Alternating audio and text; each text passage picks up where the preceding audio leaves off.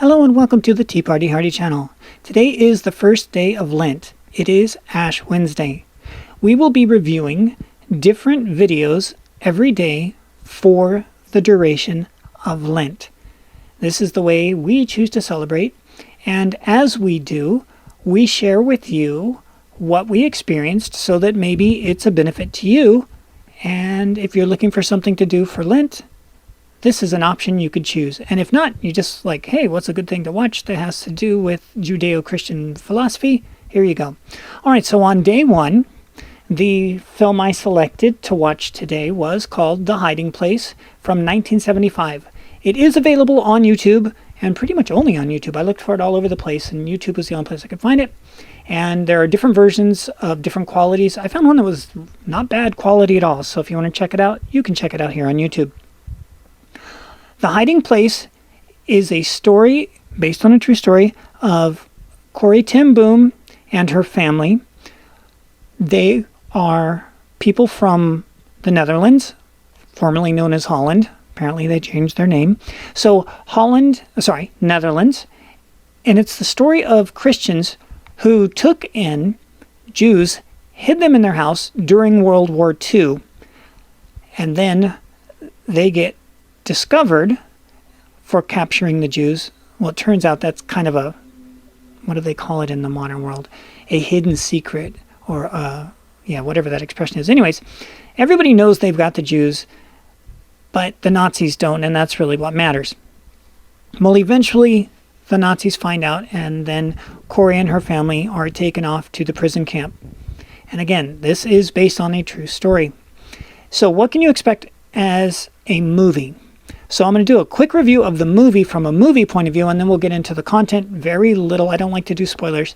And then you can take it from there. So, as a movie, it's done in 1975, so it's before all the political correctness. So, yay. It means the Nazis are played by white people, and all of the people in Holland are white people in World War II. So yeah, there's no PC stuff of shoving people of color in eras that they had no business being in, where they didn't exist in that setting. Okay, next.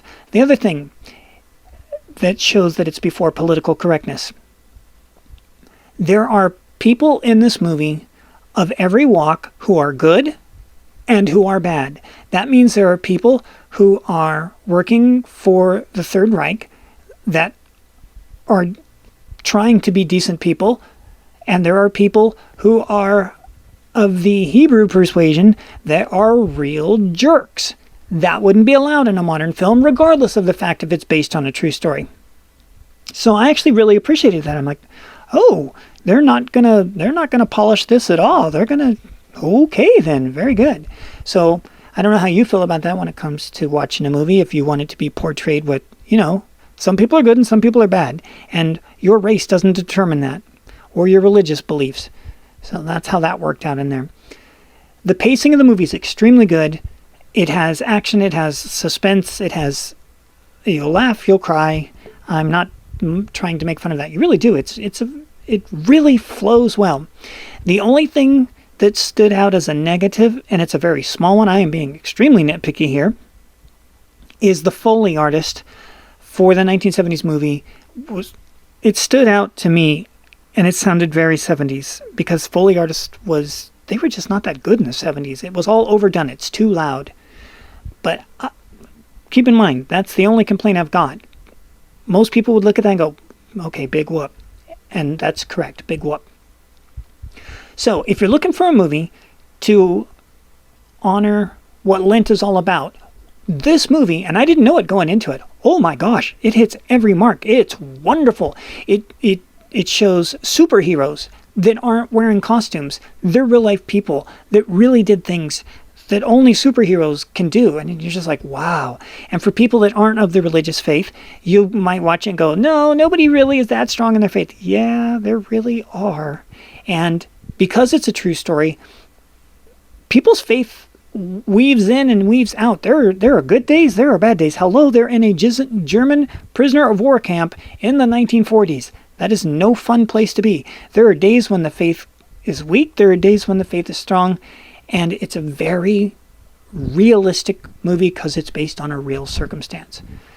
So it turns out, for my first viewing for the first day of Lent, that I got lucky. This one was really good, because as I do this, most of them are going to be new to me, and I don't know if they're going to be good or bad, so I'll share with you. This one, definitely a worthwhile watch, whether it's Lent or not.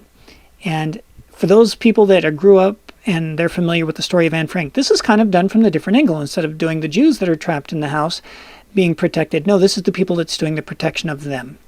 So is it worthy watch? Absolutely. It's a very, very good movie. I recognized 0 of the actors and actresses, but every one of them were fantastic in their performances. And I highly enjoyed it, and it turned out to be very prescient and relevant to what it means to celebrate Lent, way more than I would have ever have expected. So that was a nice turn of events.